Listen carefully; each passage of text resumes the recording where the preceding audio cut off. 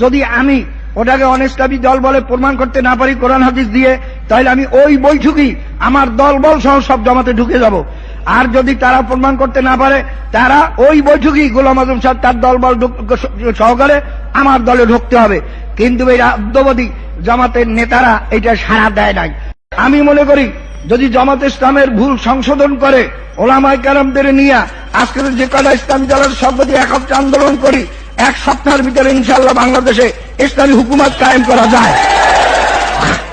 আমরা সে পথে না গিয়ে ভুল সংশোধন না করে বরং মহিলার আসলে গিয়া ইসলামী আন্দোলন কায়েম করা কি কোনোদিন সম্ভব হবে? ইসলামী শাসনতন্ত্র আন্দোলন সর্বপ্রথম কার নেতৃত্বে প্রতিষ্ঠিত হয় এবং কেন তারা বিচ্ছিন্ন হয়? বাইরে ইসলামী শাসনতন্ত্র আন্দোলন প্রথম প্রতিষ্ঠা করে দেলাওয়ার হোসেন সাঈদী সাহেব। 8 জনের সমন্বয় না, প্রথম উনি একটাই মিছিল বাইর করেন। এরপরে যখন দেখলেন যে খুব জনপ্রিয়তা লাভ করছে, এরপরে সাইকোলজি সাহেব, ব্যারিস্টার কোরবানী সাহেব, মরহুম বাইতুল শরীফের পীর সাহেব এবং মরহুম আব্দুর রহিম সাহেব, এদের নেতৃত্বে একাত্রে নিয়ে তারা মিছিল করে।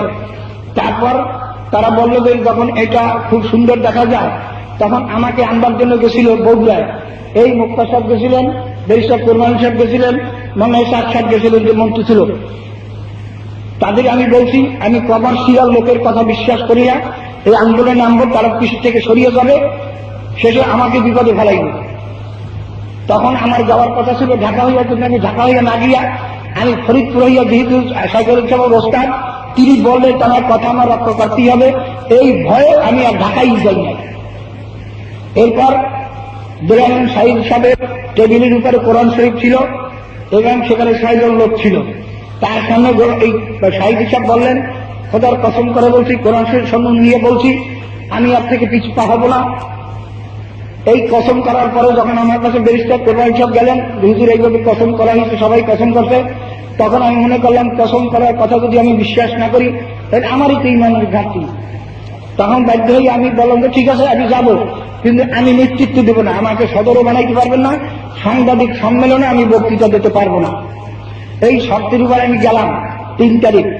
যাইয়ে দেখি সাঈদ সাহেবের বিবৃতি শাসনতন্ত্রের সঙ্গে আমার কোনো সম্পর্ক নাই। আমি ব্যারিস্টারকে কি ব্যারিস্টার সাহেব, আমি না বলছিলাম এরা ফেলাই দিয়ে আমার বিপদে ফেলাইবে, তখন ভাই কি করব? তখন ওই মরহুম সৈয়দ সাহেব, আব্দুল্লাহ মাদানী সাহেব, ওই চিরাঙ্গের ইমাম সাহেব, তিনি বলেন যে আমার ছাগলটা গেল কোথায়? দেখো আমার ছাগলটা কোথায় গেল, আমাকে চিঠি লিখতে সে কোথায় গেল, এরকম বলতেছিল। শেষ পর্যন্ত তারা বললো যে তোমার এই সাংবাদিক সামনে বক্তৃতা দিতে হইবে। আমি ব্যারিস্টার সাহেব বললাম, কি ব্যারিস্টার সাহেব, আমি কি শর্ত লাগাইছেন, এখন কি হইল? তা বাদ দিয়ে মুরব্বীদের কথা ভাঙানো যায় না। 3 তারিখ বক্তৃতা আমি দিলাম। তারপর তো 13 তারিখ যা ঘটলো তা তো আপনারা জানেন। এই শাসনতন্ত্রের প্রতিষ্ঠা এবং সাঈদ সাহেবের, তারপর আহাদ সাহেবের, সৈয়দ মাদানী সাহেবের এবং বাইতুল শরীফ পীর সাহেবের, আমার এবং আব্দুর রহিম সাহেবের এই কজনের দস্তখত সহ রসিদ ছাপানো হয় কুপন। সেই কুপন আমাদের কাছে আছে, সাঈদ সাহেবের দস্তখত তাতে আছে। যদি কারো দেখতে মনে চায় শাসনতন্ত্র বসে যাইয়েন, দেখাই দেবেন সব। ভাইয়ের আমার, তখন জামাতের নেতারা বলছে আমাদের আমি যদি না বসে আমরা সব শাসনতন্ত্রে যোগদান করব।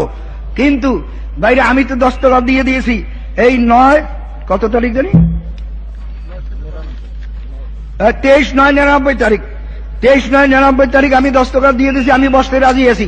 এবং যে কোনো শর্ত লাগাইছি তার ভিতরে একটা শর্ত ছিল, যদি আমি ওটাকে অনিসলামী দল বলে প্রমাণ করতে না পারি কোরআন হাদিস দিয়ে, তাহলে আমি ওই বৈঠকই আমার দল বল সহ সব জামাতে ঢুকে যাব। আর যদি তারা প্রমাণ করতে না পারে, তারা ওই বৈঠকই গোলাম আজম সাহেব তার দল বল সহকারে আমার দলে ঢুকতে হবে। কিন্তু এই রাদ্যবাদী জামাতের নেতারা এটা সাড়া দেয় নাই। বরঞ্চ আপনারা জানেন 9 কত তারিখ জানি 9 অক্টোবর বোধ হয়, আজকের কাগজের সংবাদদাতা নিজামী সাহেবের কাছে জিজ্ঞাসা করেন আপনারা চরমার সাহেবের সঙ্গে বসেন না কেন? তখন সে উত্তরে বলছে আমরা আন্দোলন নিয়ে ব্যস্ত আছি, ফতোয়া নিয়ে বসার আলোচনা করার সময় আমাদের নাই। এটা কেমন কথা হইল? এরা যে গ্রামের একটা কথা গেল, আমাদের বাড়ি বউর ইলিশ মাছ খায় না, ব্লক এত সুস্বাদু মাছ সস্তা মাছ খায় না, কালে ভাই খাইবে যে পাইবে কোথায়? তা এদের আন্দোলন নিয়ে ব্যস্ত আছে, আলোচনার সময় নাই।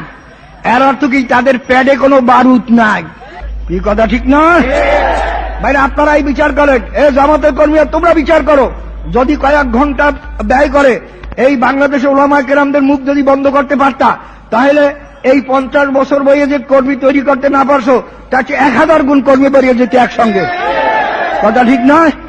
আর এই ওলামাদের মুখ বন্ধ না করে ওই মুখ চাপড়াইয়া বন্ধ করতে পারবা না। হ্যাঁ, এই মুখ চাপড়াইয়া হক কোনোদিন দাবানো যায় না।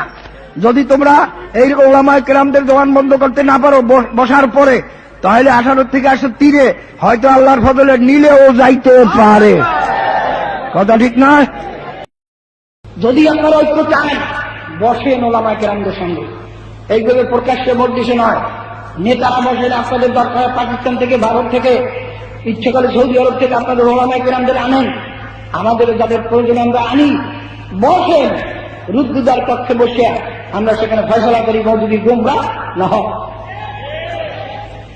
একটাই হোক, যদি মওদুদি গুমরাহ হয় তার বই পুস্তক সব কিছু বাদ দিতে হবে। আর যদি মওদুদি হক হয়, আমরা সবাই মওদুদির মতবাদ সব গ্রহণ করবো ইনশাআল্লাহ। কি বলেন? কথা ঠিক না? কাজী মওদুদিবাদের ওই পায়খানা আমাদের গায়ে লাগাইতে পারবেন না, যতই ষড়যন্ত্র করেন। আমরা ভালো করিয়া বুঝি ইনশাআল্লাহ। তো ভাইরা আমার কথা হইল, আমরা আন্দোলন করতেছি ইবাদত হিসাবে। কি বলেন?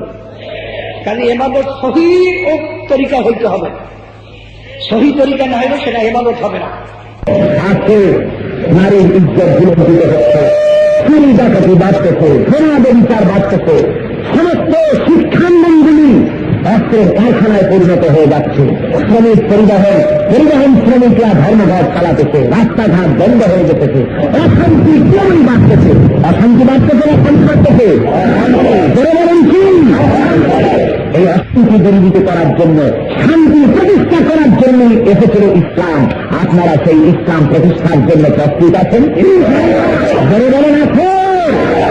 আমি আপনাদেরকে বলতে চাই, প্রস্তুত আছি বললেই হবে না। মহল্লায় মহল্লায় সংগঠন তৈরি করুন, ইসলামী শাসনতন্ত্র আন্দোলনের এই বিরাট কাফেলায় সামিল হয়ে যান। এবারের আন্দোলন হবে ইসলামী শাসনতন্ত্র আন্দোলন। কিসের আন্দোলন? আমরা একথা বুঝতে পেরেছি, ইসলামী শাসনতন্ত্রের অভাবেই, ইসলামী শাসনতন্ত্র বাস্তবায়ন না হওয়ার কারণেই এই অশান্তি বেড়েছে। ইসলামী শাসনতন্ত্র বাস্তবায়ন হলে পরেই শান্তি প্রতিষ্ঠা হবে। ঠিক কিনা বলেন ভাইরা আমার? সেই জন্য ইসলামী শাসনতন্ত্রের প্রশ্নে ঐক্যবদ্ধ হওয়া লাগবে। আর এই জন্য যদি আপনাদের বিরুদ্ধে কোনো অ্যাকশন আসে, যদি আপনাদের বিরুদ্ধে কোনো হামলা হয়, যদি মার আছে, যদি জীবন দেওয়া লাগে, যদি জেলে যাওয়া লাগে, যদি গ্রেফতারি পরোয়ানা আছে, যদি গুলি খাওয়া লাগে, তাহলে মুসলমান আপনারা প্রস্তুত আছেন কিনা আমি দেখতে চাই।